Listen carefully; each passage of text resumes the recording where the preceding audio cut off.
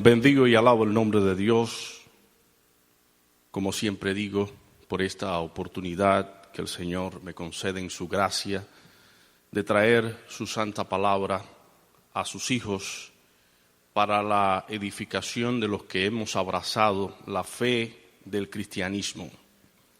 Es una dicha, es un privilegio que Dios nos permita escuchar su palabra. Son bienaventurados aquellos que tienen la oportunidad de escuchar, leer la santa palabra de Dios, pues esa palabra nunca va a Dios vacía, sino que hace un trabajo especial en nuestros corazones, en nuestra voluntad, y es mi deseo que en esta exposición bíblica el Señor abra nuestro entendimiento y nos permita comprender su voluntad, amarla, abrazarla como el tesoro más preciado, como lo es la santa palabra de Dios.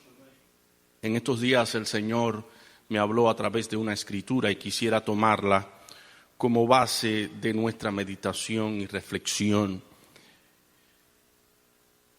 La escritura se encuentra en Hebreos 3:13. Dice así: antes exhortaos los unos a los otros cada día, entre tanto que se dice hoy, para que ninguno de vosotros se endurezca por el engaño del pecado. ¿Cuántos de los presentes han viajado por carretera cuando hay mucho sol, mucho calor? Todos, ¿verdad? Todos tenemos carro, todos tenemos que en algún momento dado salir al mediodía. Cuando viajamos en esos días de mucho calor, de mucho sol, se puede notar en la lejanía de la carretera como una densa masa de agua en quietud que nos parece que estamos acercándonos a un lago o a un río en quietud. A eso se le llama espejismo. Espejismo es esa ilusión óptica en la que los objetos lejanos aparecen reflejados en una superficie lisa y líquida que en realidad no existe.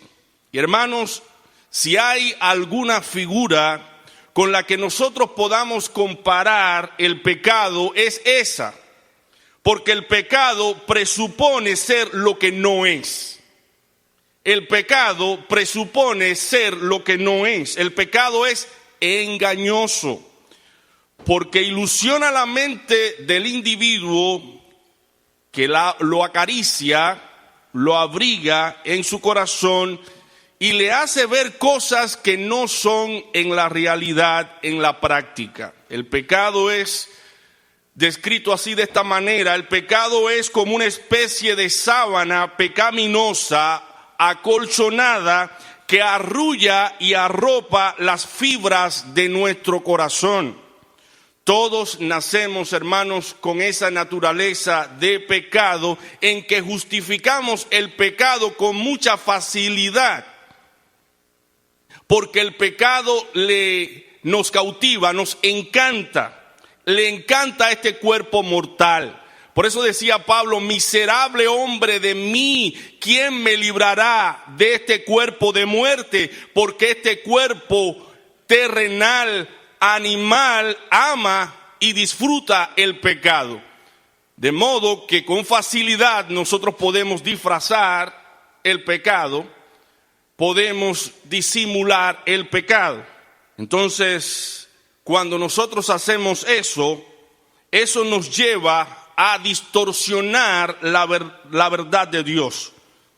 Porque eso es lo que hace el pecado: distorsiona la realidad de las cosas que vemos, que es como si fuese un espejismo, y nos lleva a tomar decisiones equivocadas que terminan en desilusiones, golpes y fracasos.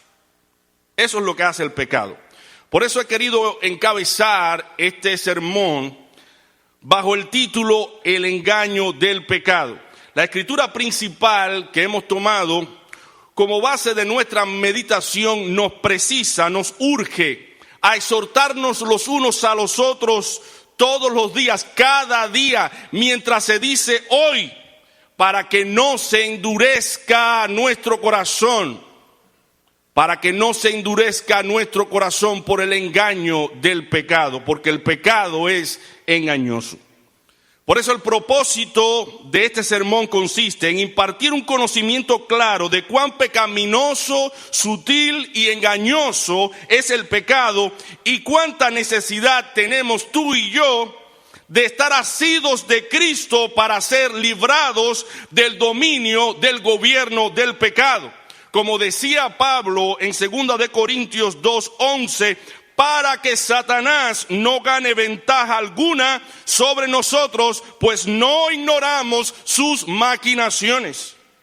Conocer, hermanos, nuestras propias debilidades, conocer el entorno pecaminoso en el cual nosotros nos desarrollamos todos los días, donde se promueve el pecado, conocer a Satanás como el mayor astuto, conocerlo a él, conocer sus estrategias, nos permite claramente entender qué debemos hacer para ser librados del pecado y este corazón no se endurezca. Y lo haremos usando 4 encabezados principales. El primero es el siguiente: el pecado no ofrece lo que vemos nada más.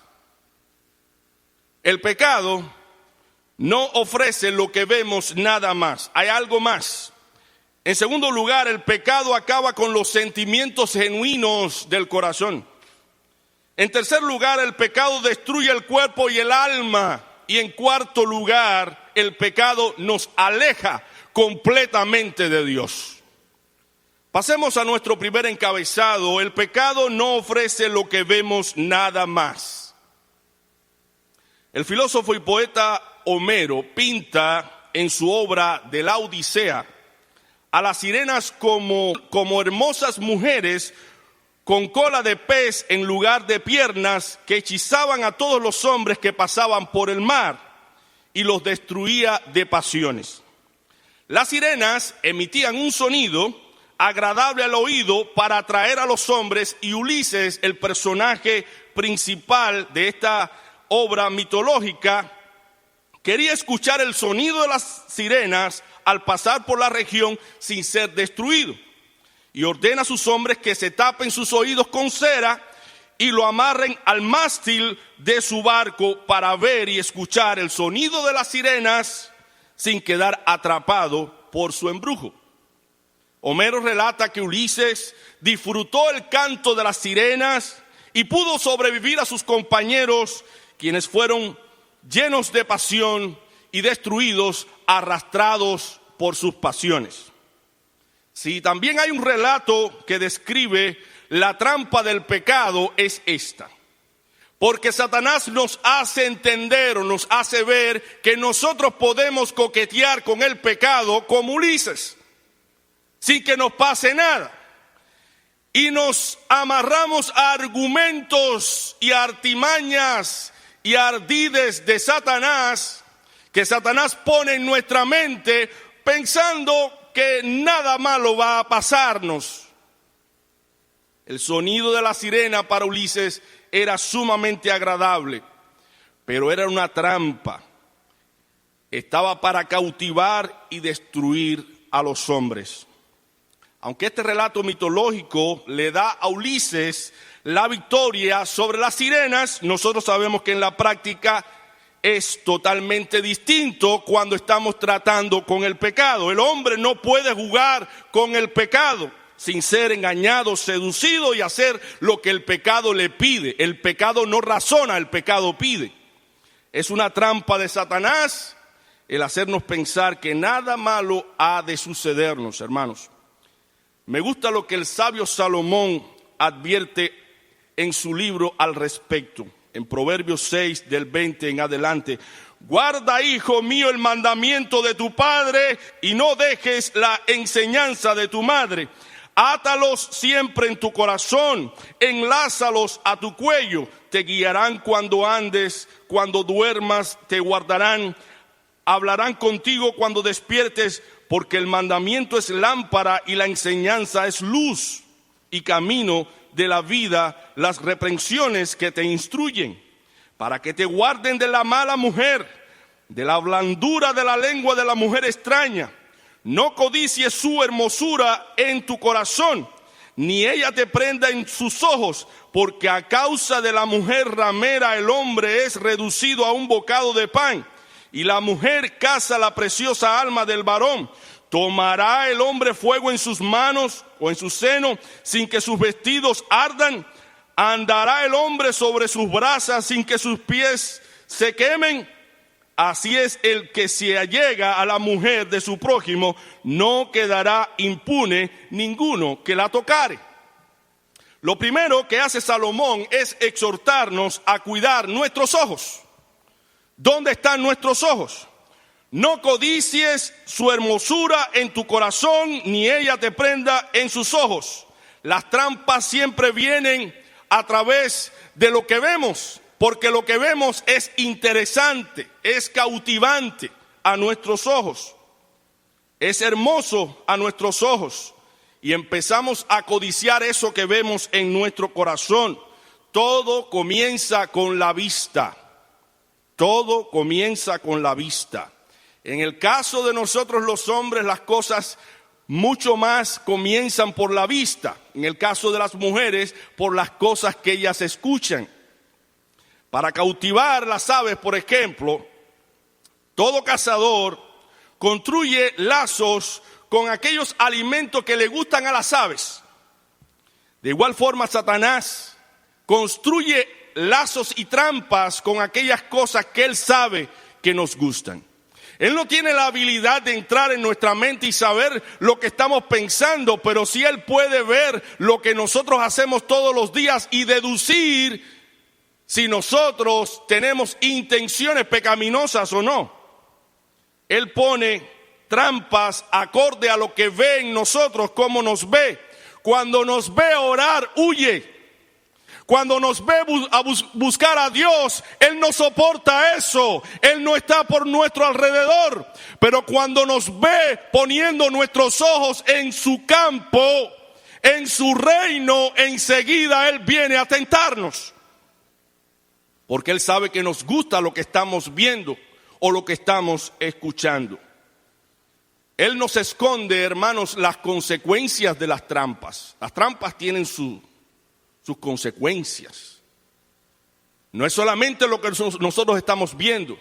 Hay consecuencias debajo de esos lazos, debajo de esos ardides, de esas trampas. Nota lo que dice el proverbista en el capítulo anterior, en Proverbios 7, del 1 al 23. Hijo mío, guarda mis razones y atesora contigo mis mandamientos. Guarda mis mandamientos y vivirás. Y mi ley como las niñas de tus ojos, lígalos a tus dedos, escríbelos en la tabla de tu corazón. Di a la sabiduría, tú eres mi hermana, y a la inteligencia llama parienta, para que te guarden de la mujer ajena y de la extraña que ablanda sus palabras. Porque mirando yo por la ventana de mi casa, por mi celosía, vi entre los simples, consideré entre los jóvenes a un joven falto de entendimiento, el cual pasaba por la calle junto a la esquina e iba camino a la casa de ella. A la tarde del día, cuando ya oscurecía en la oscuridad y tinieblas de la noche, cuando he aquí una mujer le sale al encuentro con atavío de ramera y astuta de corazón, alborotadora y rencillosa, sus pies no pueden estar en casa. Unas veces está en la calle, otras veces en las plazas, acechando por todas las esquinas. Se asió de él y le besó. Con semblante descarado le dijo: sacrificios de paz había prometido, hoy he pagado mis votos, por tanto he salido a encontrarte. Buscando diligentemente tu rostro y te he hallado. He adornado mi cama con colchas recamadas, con cordoncillo de Egipto. He perfumado mi cámara con mirra, aloes y canela. Ven, embriaguémonos de amores hasta la mañana, alegrémonos en amores, porque el marido no está en casa, se ha ido a un largo viaje, la bolsa de dinero llevó en su mano, el día señalado volverá a casa. Lo rindió con la suavidad de muchas palabras, le obligó con la salamería de sus labios, al punto se marchó tras ella, como va el buey al desgolladero y como el necio a las prisiones para ser castigado, como el ave que se apresura a la red y no sabe que es contra su vida hasta que la saeta traspasa su corazón. Hay varias cosas que nos dice el pasaje que nosotros debemos resaltar aquí. En primer lugar, este joven había rechazado, ¿qué cosa? Los mandamientos de Dios. Había desechado la sabiduría y la inteligencia que está encerrada en la palabra de Dios, porque la palabra está llena de consejos, llena de advertencias, llena de sabiduría. Él la había rechazado.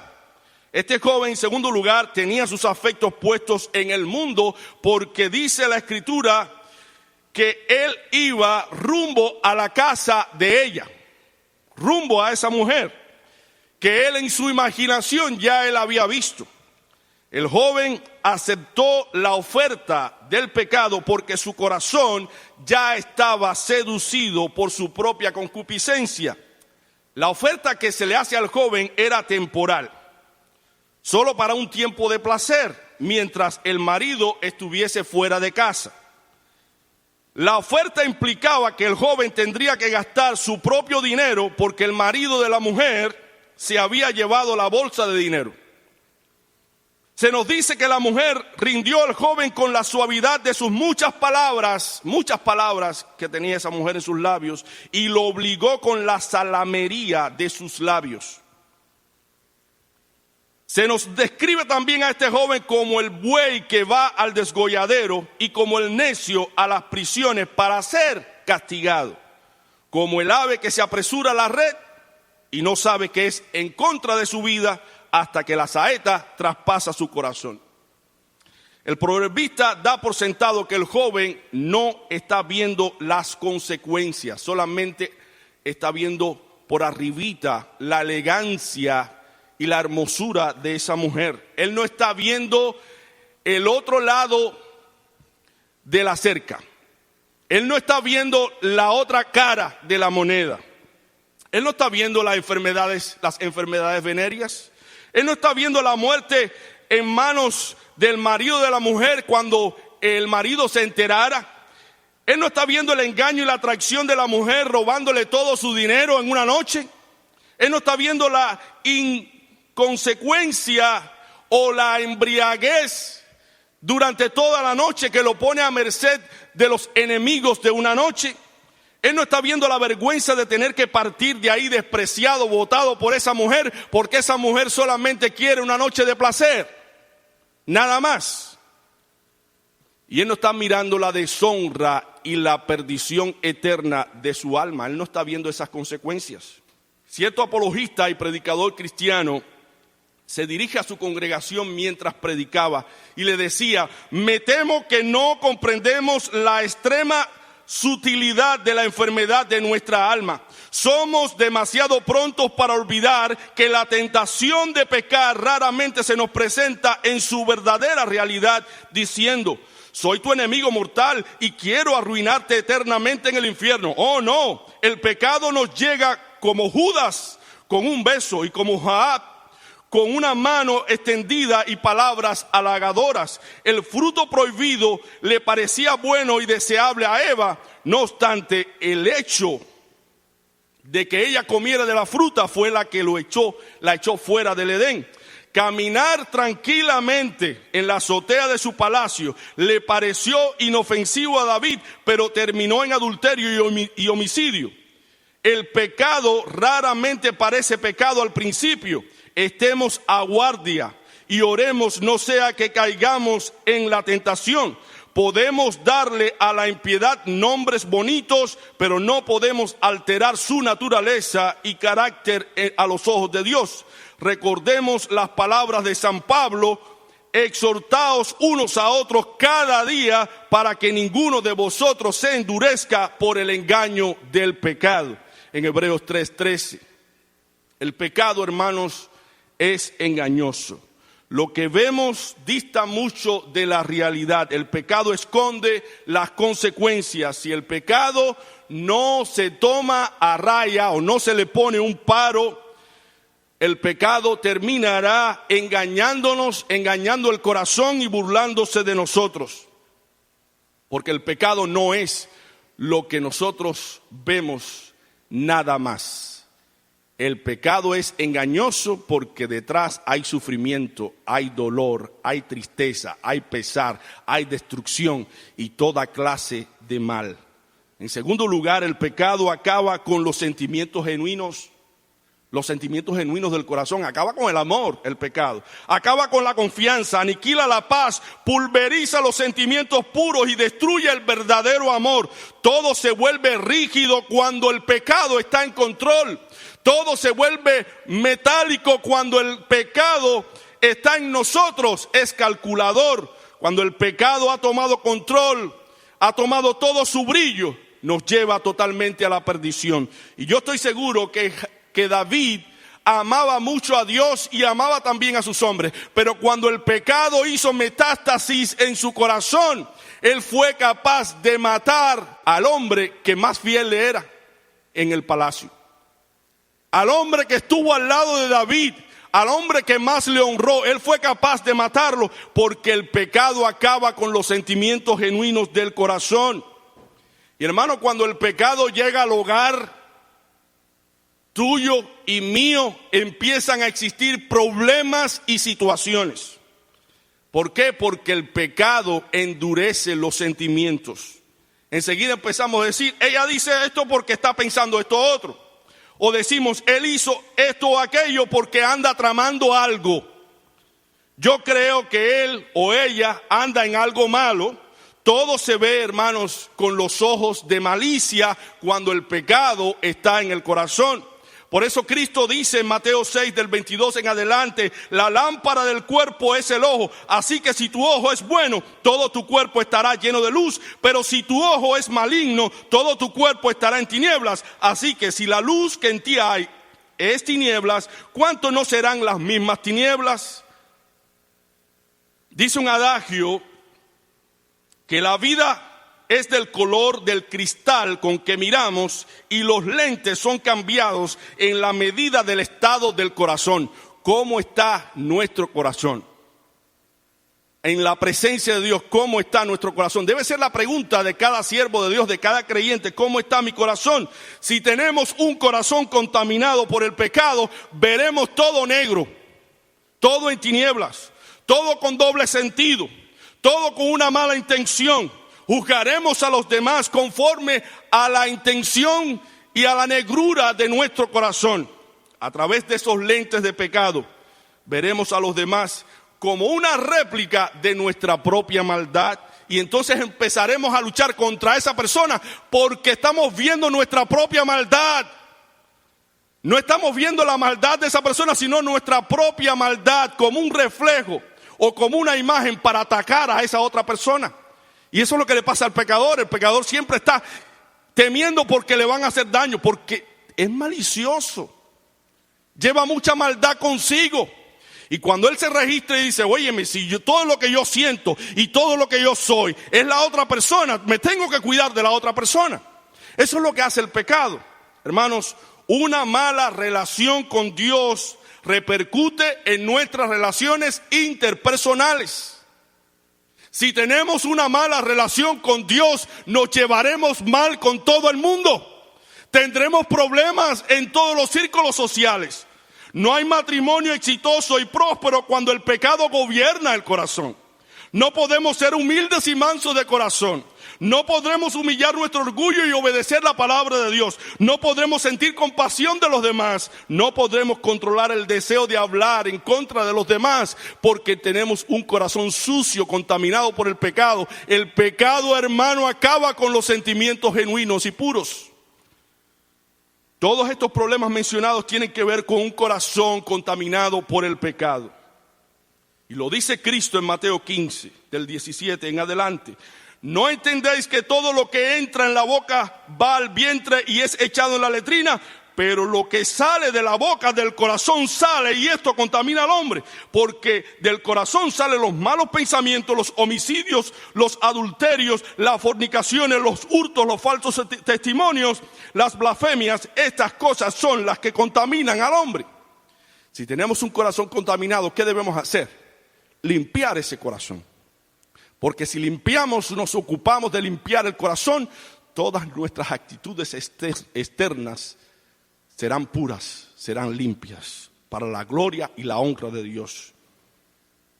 Y es obvio que si la contaminación persiste y se prolonga, este estado de nuestra alma destruirá no solamente nuestra alma, sino todas las cosas que toquemos serán destruidas porque estamos contaminados. Y no podemos burlarnos de Dios. Dios sabe que estamos en pecado. Dios sabe que estamos deleitándonos en el pecado. Y entonces Dios se vuelve en contra de nosotros y no nos prospera y no nos ayuda. Por tanto, si no se combate a tiempo el pecado, la contaminación de nuestro corazón terminará destruyendo nuestro cuerpo y nuestra alma. Y en tercer lugar, eso es lo que vemos, lo que hace el pecado, destruye el cuerpo y el alma. Siempre que consideremos la doctrina del pecado y sus consecuencias, debemos tener presente que el tentador, el adversario, desea, a él le encanta que nosotros sigamos con un corazón contaminado, porque él usa todas las estrategias para tentar a ese corazón pecaminoso, porque hay muchos pecados que él puede poner delante de esa persona para que esa persona se prostituya en el pecado. Él tienta a las personas, no solamente, hermanos, él tienta a las personas que están allá afuera, él tienta también al creyente que dice que es cristiano y sigue practicando el pecado, que sigue mirando el pecado como algo inofensivo, como algo normal y no como algo que destruye el alma. Y entonces Satanás empieza a construir estrategias. La primera estrategia que él construye y construyó con Eva es la siguiente: no morirás, sino sabe Dios que el día que comáis de este árbol serán abiertos vuestros ojos y seréis como Dios sabiendo el bien y el mal. Siéntate libre, disfruta, pasa tu tiempo feliz aquí comiéndote la fruta prohibida. Y vio la mujer que el árbol era bueno para comer y que era agradable a los ojos y árbol codiciable para alcanzar la sabiduría, y tomó de su fruto y comió y dio también a su marido, el cual, así como ella, comió de la fruta. Satanás también, hermanos, no usa esta sola estrategia, sino también la misericordia de Dios. Él te dice a ti y a mí: ¿no has visto cuán misericordioso es tu Dios? ¿Cómo perdonó al impío Manasés, a Acab, a David, a Pedro? Cualquier pecado que tú tengas, no importa en la presencia de Dios. Dios es misericordioso, Dios es compasivo. Pero sí sabemos, hermanos, que cuando abusamos de la misericordia de Dios, viene su juicio. Viene su juicio. ¿Por qué? Porque Dios es misericordioso, ¿verdad?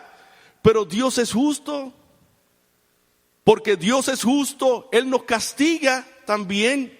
Él es misericordioso, tiene compasión de nosotros. Entonces no podemos usar la misericordia de Dios para nosotros pecar en la presencia de Dios. ¿Qué es lo que nos dice la palabra acerca de las personas que reciben la misericordia de Dios? En Salmo 33, versículo 18 dice: he aquí el ojo de Jehová sobre los que le temen, sobre los que esperan su misericordia. Porque como la altura, dice el Salmo 103, 11, porque como la altura de los cielos sobre la tierra, engrandeció su misericordia. ¿Sobre quiénes? Sobre los que le temen. Si tú y yo tememos a Dios, no vamos a desear nunca pecar en base a la misericordia de Dios, en base a que Dios va a tener misericordia de mí y me va a perdonar. Porque esto es un ardid de Satanás. Tampoco Satanás puede hacernos pecar diciéndonos que Dios es perdonador, pero Él lo hace. No te preocupes, Dios es perdonador. ¿No has visto cómo Jesús le dijo a la mujer adúltera: vete, ni yo te condeno? Porque Él oculta la palabra y no peques más. Él no la dice, no, sino dice: vete, ni yo te condeno. Satanás susurra a tu oído y a mi oído que Dios no nos va a condenar tampoco por los pecados y que podemos planificar inclusive el pecado que queramos nosotros cometer en base a que Dios nos va a perdonar. Pero esto es un ardid de Satanás, porque Dios perdona a las personas que se humillan, a las personas que se arrepienten. Hermanos, también Satanás nos hace ver que no tenemos por qué temer si somos bendecidos a pesar de lo que nosotros hagamos. ¿No has notado cómo Dios te bendice? ¿No has notado cómo Dios bendice a los hombres pecadores a pesar de sus pecados y cómo ellos prosperan? Eso quiere decir que Dios ahora hará lo mismo contigo y Dios está dispuesto a perdonarte. Hermanos, la bondad de Dios alcanza a justos y a pecadores, pero no podemos usarla como una excusa para pecar. Eso fue lo que pasó con Sansón. Sansón se confió con el pecado, empezó a jugar con el pecado, empezó a jugar con Dalila. Él vio que Dios le daba su espíritu, su fortaleza para matar al león, para destruir a los enemigos, y siguió jugando con el pecado, basado en que Dios estaba con él, no importa lo que él hiciera. Pero ¿qué le pasó a Sansón? Sansón fue atrapado, Sansón fue cautivado. Le sacaron los ojos. Sansón se convirtió en un juguete de sus enemigos. Y eso es lo que Satanás quiere hacer con nosotros. Convertirnos en juguetes que él mueve de aquí para allá. Hermanos, los pecados de algunos hombres se hacen patentes ahora, pero a otros se les descubrirá cuando Cristo venga. Así que basándonos en todos estos privilegios de que Dios nos bendice, de que Dios nos perdona, de que Dios tiene misericordia de nosotros, no podemos vivir la vida cristiana. Tenemos que definirnos con Cristo o sin Cristo. El que conmigo no es, contra mí es, dice el Señor. No hay términos medios. Tenemos que declarar claramente a la iglesia que Dios está buscando santidad de su pueblo. Que Dios está buscando que nos definamos, que no vivamos en las dos aguas, como Ulises, quizás amarrado, pero participando de todas las cosas, sin ser condenado. Estamos en el pueblo de Dios pensando que nada malo habrá de sucedernos por estar en el pueblo de Dios. Pero dice el Señor, no todo el que me dice Señor, Señor entrará en el reino de los cielos, sino el que hace la voluntad de mi Padre que está en los cielos. Y lo más terrible que hace el pecado en el último lugar es que nos aleja completamente de Dios. Practicar el pecado nos aleja completamente de Dios. Dice Isaías 59 del 1 al 2, he aquí que no se ha cortado la mano de Jehová para salvar, ni se ha agravado su oído para oír, pero vuestras iniquidades han hecho división entre vosotros y vuestro Dios, y vuestros pecados han hecho ocultar de vosotros su rostro para no oír. Muchas cosas nos separan de Dios, no tan solamente adulterar o fornicar. Hay muchas cosas también, como vivir en la mentira y en el engaño, el orgullo, la avaricia, el rehusar a perdonar al hermano, el tomar venganza, el estar en pleitos y en enemistades, en celos y en disensiones, en iras y contiendas, en los chismes, en los bretes y comentando y hablando mal de este, hablando mal del otro. Cualquier pecado que se convierta en un hábito, en una práctica en nosotros, es pecaminoso y endurece nuestro corazón, de modo que no tenemos lugar para el arrepentimiento como Esaú. Queremos arrepentirnos, pero no podemos porque el corazón ya se ha endurecido a causa del pecado. Entonces es apremiante tener presente estas palabras de Cristo: orad y velad para que no entréis en tentación. Eso es lo que debemos hacer. Orar para que ese corazón no se endurezca y velar. Y hermanos, nosotros sabemos qué cosa es orar. Orar es un diálogo. Nosotros hablamos con Dios y Dios habla con nosotros. Nosotros hablamos con Dios por medio de la oración, por medio de nuestras palabras, y Dios habla en oración con nosotros por medio de su palabra. Eso es orar. Orar no es un monólogo, es hablar nada más con Dios. No, Dios tiene que hablarnos a través de su palabra. Ahí hay mandamientos que seguir, advertencias que tener presente, cosas que hacer o cosas que dejar, cosas a las cuales nosotros como hijos de Dios debemos abstenernos para agradar a Dios. Y cuando nosotros oramos y velamos de esa manera, nuestro corazón no se endurece por causa del pecado, sino que es redarguido, es confirmado, es instruido, es capacitado para hacer buenas obras conforme a la sabiduría de Dios. Hermanos, definitivamente seremos tentados todos los días, en nuestra casa, en la iglesia, en nuestro centro de trabajo, en cualquier lugar podemos ser tentados y somos tentados. ¿Qué debemos hacer? Resistir al diablo. ¿Y cómo resistimos al diablo? Orando y velando, ayunando, buscando al Señor de día y de noche. ¿Cómo te va, hermano, con la lucha contra el pecado? ¿Cómo te va? ¿Estás luchando contra el pecado? ¿Tú te sientes que hay una lucha tremenda en ti contra el pecado? Hay cosas que estás admitiendo en casa que tú debes sacar de la casa porque no pertenecen al reino de Dios, sino al reino de Satanás. Esa es la pregunta.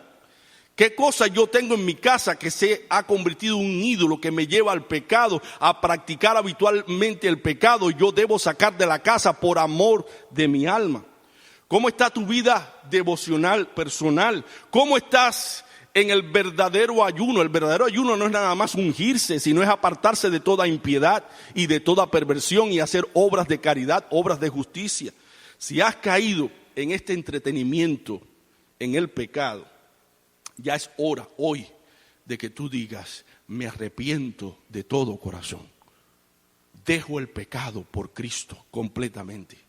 Y hay 3 elementos importantes del arrepentimiento. El arrepentimiento, en primer lugar, es un cambio sustancial. Es dar la espalda al pecado y volverse a Dios. Eso es lo que dice Isaías: deje el impío su camino y el hombre inicuo sus pensamientos y vuélvase a Dios, el cual tendrá de él misericordia. Vuélvase a Dios. Eso es arrepentimiento. Esto quiere decir que tiene que haber un cambio de actitud hacia Dios y hacia todo lo que Él manda. Y en segundo lugar, el arrepentimiento es un cambio completo de vida.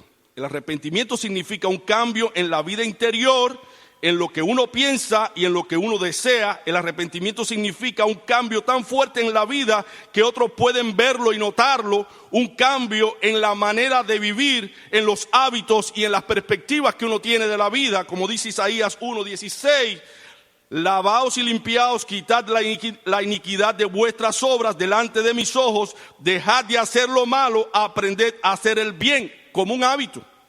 Esto significa un cambio exterior y un cambio interior completo en la vida. Y en tercer lugar, arrepentimiento es continuar toda la vida haciendo lo mismo, arrepintiéndote de todos tus pecados.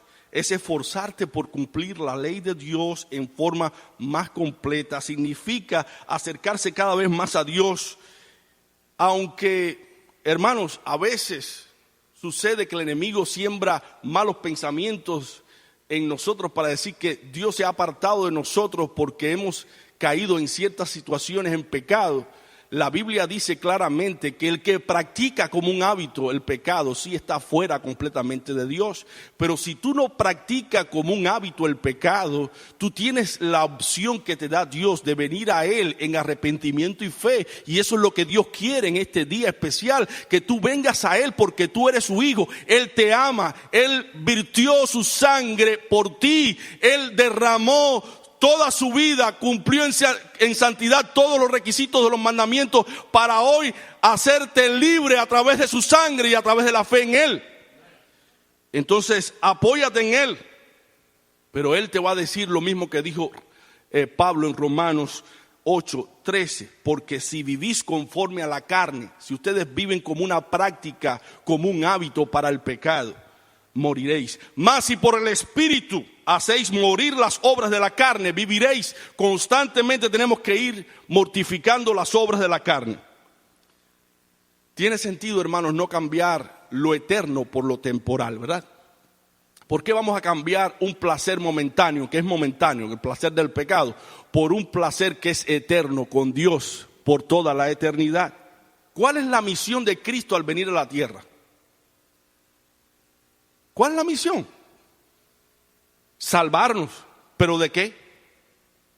del pecado. Cristo ha venido para salvarnos del pecado.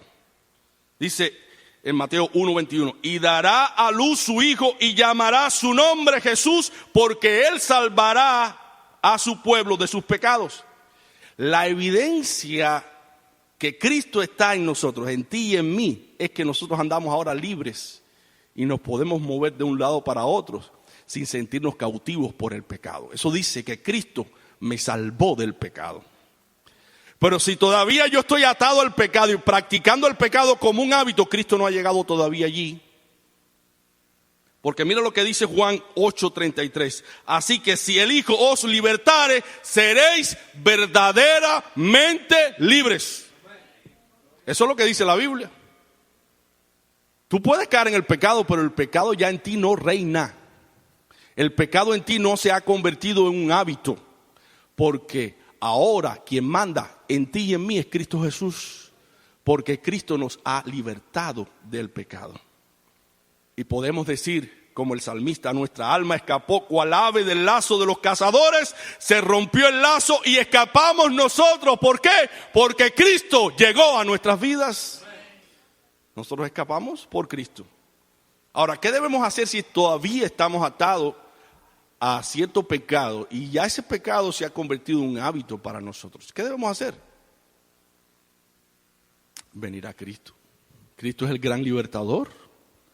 Él dijo, yo soy el camino, la verdad y la vida. Venir a Cristo en arrepentimiento y fe, pero no seguir practicando el pecado, porque somos hijos de Dios. Ven a Cristo, toma su cruz cada día, niégate a ti mismo y síguelo a Él, para que el pecado no endurezca tu corazón.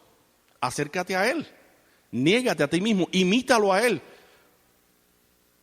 Cada vez que vayas a hacer una decisión, di, ¿Cristo haría esto? ¿Cristo lo haría? Cada vez que vas a pensar algo, ¿Cristo pensaría lo que yo estoy pensando? Cada vez que vas a poner o vayas a poner algo en los recursos de comunicación como el internet, ¿Cristo haría esto? ¿Cristo pondría esto en Facebook? ¿Cristo exhibiría esto de esta manera? Pregúntate si Cristo lo haría. Hagamos un pacto, hermano, congregacional para que nos exhortemos los unos a los otros cada día, entre tanto que se dice hoy. Hoy es el tiempo de salvación, para que ninguno de nosotros se endurezca por el engaño del pecado. Eso es lo que quiere Dios de ti, que tu corazón no se endurezca por el engaño del pecado. Ahora empiezas a luchar contra el pecado, no con tus fuerzas, sino con las fuerzas del Señor. Porque tú eres un victorioso en el Señor. No es contando con tu recurso, con tu sabiduría, sino con los recursos de Dios. Pero hoy les hemos exhortado sobre la importancia de no ser engañado por el pecado. Tú y yo hemos sido advertidos por el Espíritu Santo en el día de hoy. Y le hemos presentado lo engañoso del pecado. Ahora, ¿qué vas a hacer tú con tu alma? ¿Qué vas a hacer tú con el pecado? ¿Lo vas a atacar o lo vas a admitir en ti? Esa es la pregunta. ¿Lo vas a seguir atacando? ¿Vas a seguir luchando contra el pecado? ¿O vas a seguir llenándote de tus pecados y de los pecados de otras personas? Ten cuidado. Dios te ama a ti y a mí y quiere que nosotros siempre seamos sus hijos, porque Él vino a libertarnos precisamente del engaño del pecado. Que Dios le bendiga.